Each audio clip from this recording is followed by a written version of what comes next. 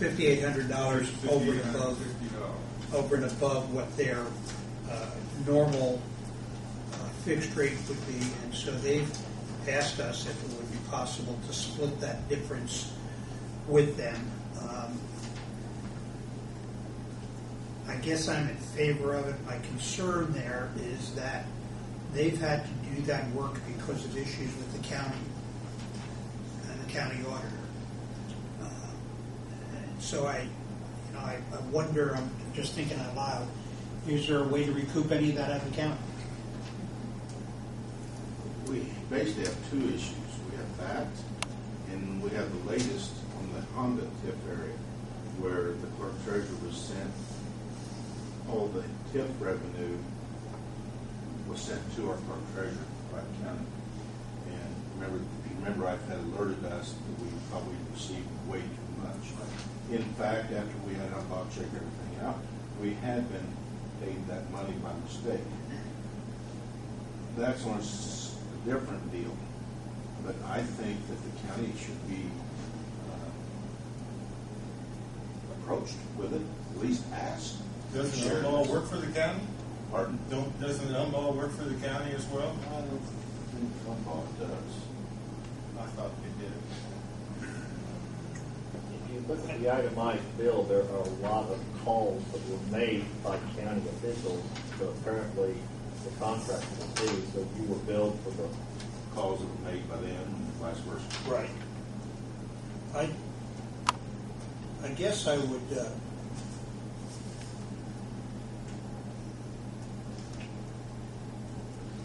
I think UMBA's acting in good faith here with us in their offer. I think what you might hear back from the county is, well, you've got to keep the interest on that money. Well, that's true, but we wouldn't have accrued the initial expense if it were not for their, these words I can insert there, but I won't, their errors, continuing errors. Any legal advice, Tim? Well, there's a part of me that says that if you're going to go that route, if you're going to ask that the county participate in the payment of that invoice, and I don't know what involves, whether there's any urgency on their end, but I don't know that I would prove it now. You'd probably wait for your next meeting and approach the county in the interim and say we would like to split, and then essentially just have a very simple agreement with the county that they'll pay X percent of this, based on the line item. I mean, that's probably the way to go. Is say, on this, if you look at the billing, the line item comes out to X, and see if maybe there's an agreement there that can be reached, and then pay the difference next month. Because I think from an accounting perspective, it makes it a little difficult for the city to receive money from the county for something where there's no invoice. You've already paid the invoice. And I'm not sure that's as much a legal issue as it is an issue just for accounting purposes and state board. I got a problem with it myself. We have them under contract for $4,500, maximum of $4,500, minimum of $3,500. And that's keep going through my head. What if all the work they done only came to $2,500? Are they going to say, well, we're only going to take $2,500 because we didn't do a lot of work? I don't think so. Because most of the time the bills come in at $4,500. Plus, we just gave them a check for $21,750 to do that bond anticipation. And I totaled that up. That came to 69 and a half hours. And 19 of those 69 and a half hours were travel time. Mm-hmm. So subtract that. They didn't do work while they were coming down here, I don't think. So that's 50 hours into 21,750. Do the math, see what that is. You got to calculate. I think it comes out to about 300 $12 an hour. And so, I mean, there's equivalent over 2,900 or 5,800 bucks. on the issue of the flat fee, I can't tell. I don't know what the scope of services is. Okay, we got. Yeah, I'd be happy to look it over and give you a better idea as to whether it's a fair request. If you subtract the traffic time audit off, it's $430. What they charge us for the bond. You make that? Not yet. Have to wait for another 20 years. No, I had a lot of problem with it myself. I don't know. My problem is here, and then it goes back to the other time when I think they didn't catch it or whatever.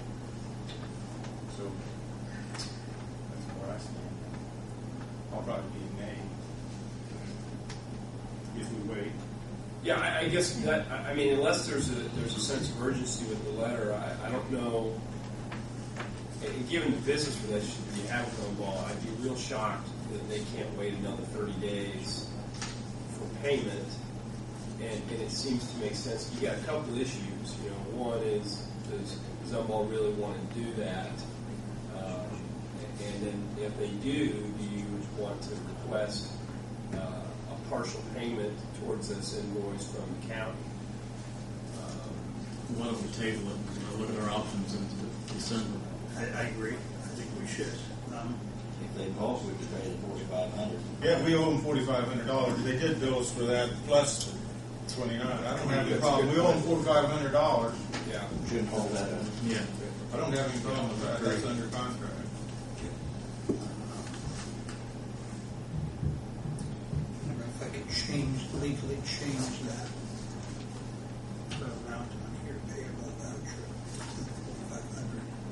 I think the other thing you could probably do, Ken, is you could request a motion in that amount to be paid, $4,500? and then in the next couple of days, the voucher can be put together in the next couple of days. And we'll get signatures on it, right? Okay. That makes sense. Does that make sense to everybody? Yeah. Okay, all of that said, could I hear a motion to approve an invoice for Unbond in the amount of $4,500 for their there's no terms on I'll make that motion. Thank you. Second. And that's for their contract fee. And Vieta, can we have a roll call, please? Ken Dorning. Yes. Doug Fry. John Schmallenberg. Yes. Darrell Foley. Yes. Lowell Ruffin. Yes. Thank you. That said, I'm not going to turn that back into June. I'm not going to have a sign on that tonight. She'll have to redo that, and we'll come back and sign on it at that point. Because that invoice is paid out for more than that.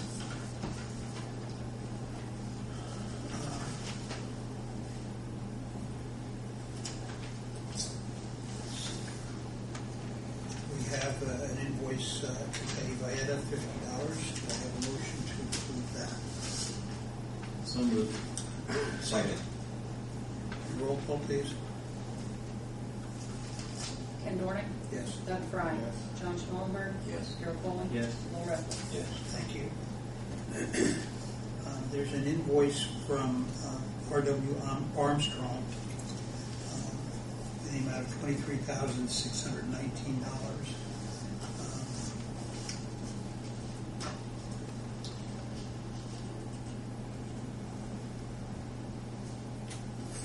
For professional services and some consultations.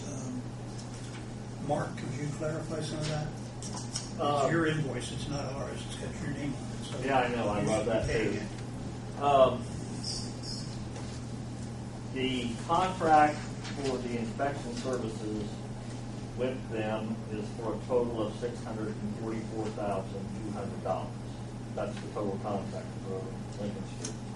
The amount for the services incurred to date is the amount of this invoice. They bill on an hourly basis, plus they get reimbursed for some of the reimbursable expenses, such as the limited amount of travel and copying, clerical time, things in that regards.